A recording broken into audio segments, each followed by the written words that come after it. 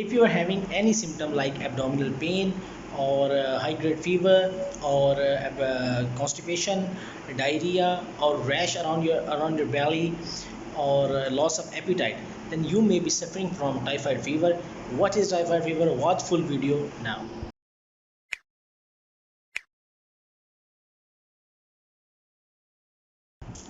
Assalamu alaikum. My name is Dr. Mohammad Yasin Malik and I am a medical officer and a general practitioner.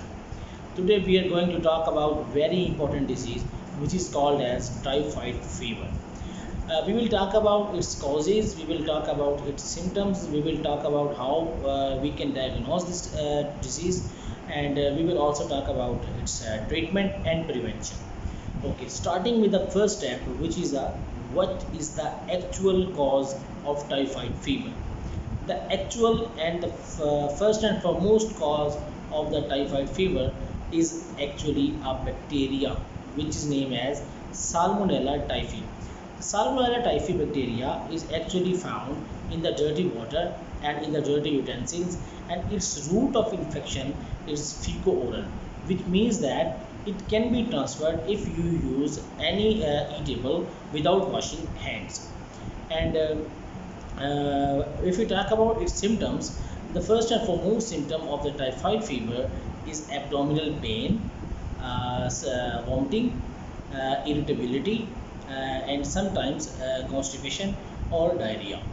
Diarrhea and constipations are not present at the same time. Sometimes the patient suffers from constipation, or maybe he or she can have diarrhea. The abdominal pain in the typhoid fever is so severe that a patient cannot bear its pain. It also presents with a high grade fever. Whenever we talk about high grade fever, it means that the fever is greater than 102 degree Fahrenheit. It may be 103 degree Fahrenheit, it may be 104 degree Fahrenheit, or maybe greater than that. So, typhoid fever presents with fever, abdominal pain, irritability, generalized body weakness, diarrhea, or constipation. These two things will not be present altogether. Okay. The third step which we will talk about is how we can diagnose typhoid fever. To diagnose typhoid fever, the most important and the most specific test for diagnosis is a stool or blood culture. In Pakistan or in Asia, there is a misnomer which is called as a typhidot, using the IgG and IgM antibodies in the blood, or antigens in the blood.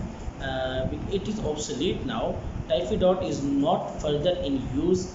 If we have to diagnose any kind of typhoid fever, if we have to diagnose typhoid fever, then we will go with the stool culture or blood culture, because in which we will see the antigen or bacteria or antibodies to see that if the patient is recovered from the disease or not.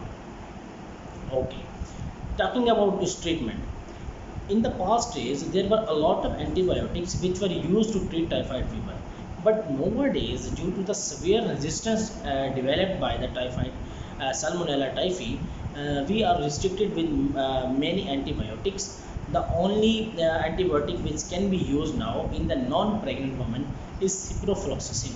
Ciprofloxacin comes in the form of Novidet or Ciprox in Pakistan, and any other brand which is very popular in Pakistan. The ciprofloxacin or Novidet is used in 500 milligram, used as 500 milligram BD. 500 milligram BD means that you can use one tablet of 500 milligram twice a day. In pregnant women, we are using cephalexin IV antibiotics to control the typhoid fever. On the other hand, in Pakistan and any other Asian country, we are also using injection oxidil or ceftriaxone, 2 gram BD. The 2 gram BD of the oxidil means that you can use oxidil 2 gram, one in the morning and one in the evening. 2 gram oxidil is not present in any brand form. The brand uses 1 gram of oxidil, which means that you have to use 2 injections at a time. which will fulfill the criteria of the 2 gram of the oxidil. Okay, talking about its prevention. If you want to get rid of typhoid fever, or if you want to control yourself, or if you want to get rescued from typhoid fever, then you have to wash your hands regularly.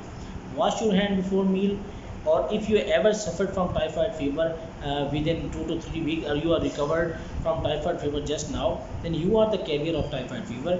Do not come in contact with the children or anybody less than 12-year-old, and also wash your hands regularly. Use utensils with proper washing soap, so that it may not transfer to the next person, or especially to the children. Okay, I hope that you have completely understand typhoid fever, and I hope that you will follow the instructions.